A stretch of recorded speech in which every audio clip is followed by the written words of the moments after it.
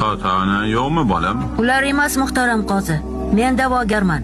Qo'shnimiz jonivorlarga zarar yetkazgani borasida shikoyat qilmoqchiman. Xo'sh, shikoyating nima ekan? Gapirchi. Hayvonlar suvsiz qolmasin, bizga o'xshab toza suv ichsin deb shamolni yordami bilan bir uskuna tegirmon qurgandim. Qo'shnilar nima qildi? O'sha qurilmayni buzishdimi?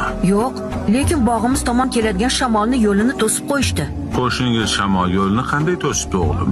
Qo'shnimiz Mohiya xola quyoshdan saqlanish uchun hovlisiga chodir o'rnatdi. Lekin soya qiladigan bu chodir qo'shnini haqqiga zarar beradigan darajada qurilgan. Chodir bizni hovliga keladigan shamolni yo'lini to'sib qo'ygan. Shu bois shikoyat qilaman. Chodirni yig'ib olsin. Haqsan o'g'lim. Qo'shnilarning bir-birida haqqi bor. Biri ikkinchisining shamol yo'lini to'sa olmaydi. Bir-biriga ma'naviy zarar beradigan ishlar ham qila olishmaydi bolam. Albatta shunday afandim.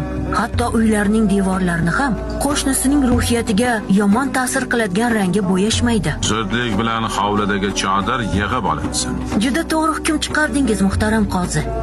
Agar xato qilganingizda sizni ham ustingizdan shikoyat qilardim. Ya marhaba.